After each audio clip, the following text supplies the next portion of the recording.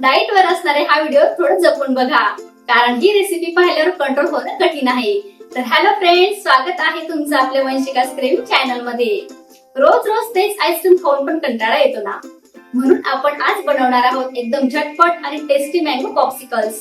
आणि ही रेसिपी बनवण्यासाठी ना तुम्हाला इथे व्हिप लागणार आहे, नाही दूध आटवायची झंझट.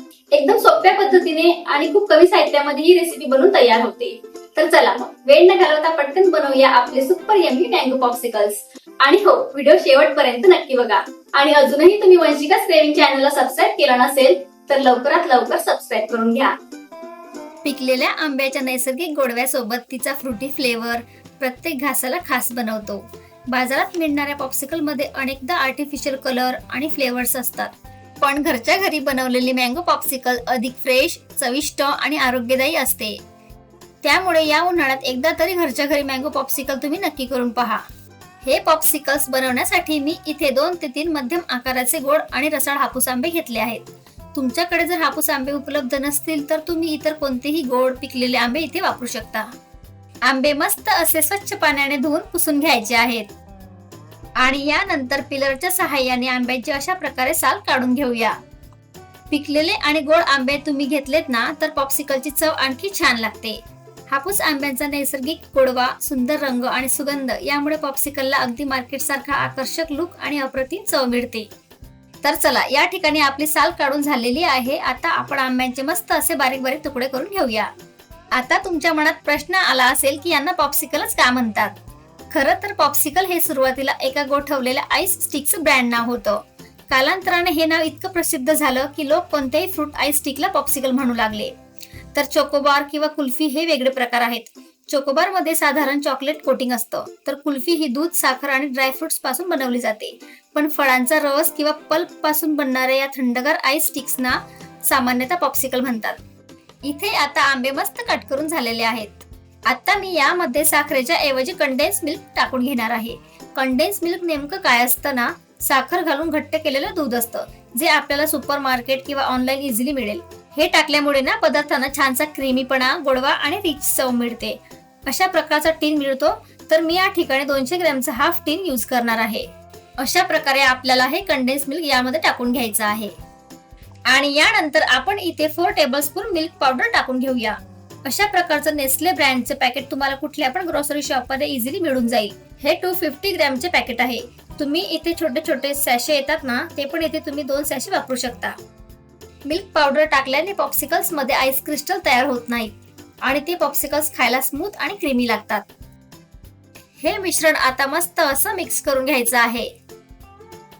तर चला, आता एका मिक्सरच्या भांड्यात हे सगळं मिश्रण आपण टाकून घेऊया.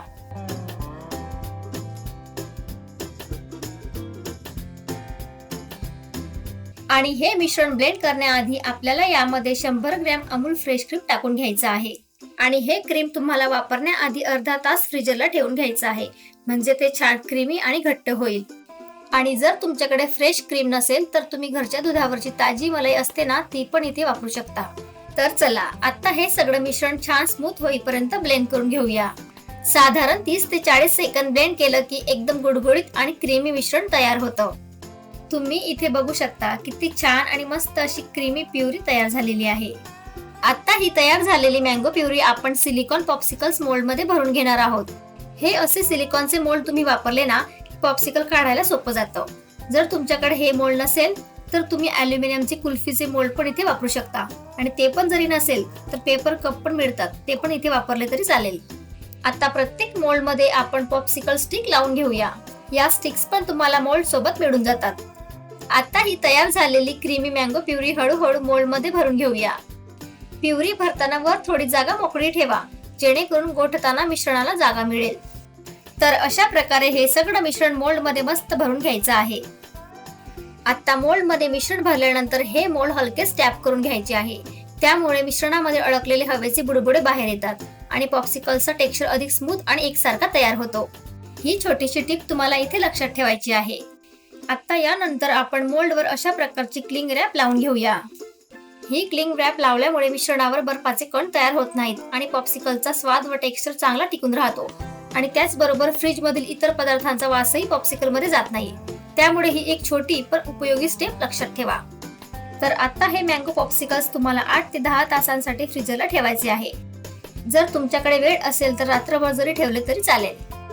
तर तुम्ही इथे बघू शकता, रात्रभर फ्रीजरमध्ये सेट केल्यानंतर आपले मँगो पॉप्सिकल्स एकदम मस्त तयार झाले आहेत. तर चला आता आपण यांना डिमोल्ड करून घेऊया, म्हणजे मोल्ड मधून काढून घेऊया.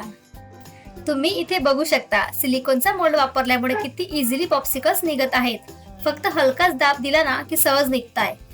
या मोल्डचा हा एक फायदा आहे, म्हणजे डिमोल्ड करणं. अशा प्रकारे सगळे पॉप्सिकल्स आपण इथे काढून घेऊया. तर बघा फ्रेंड्स, आपले थंडगार आणि यम्मी मँगो पॉप्सिकल्स अगदी छान तयार झाले आहेत. घरच्या घरी अगदी कमी साहित्यामध्ये तयार होणारे हे पॉप्सिकल्स बाजारात मिळणाऱ्या अनेक पॉप्सिकल्सला सहज टक्कर देतील.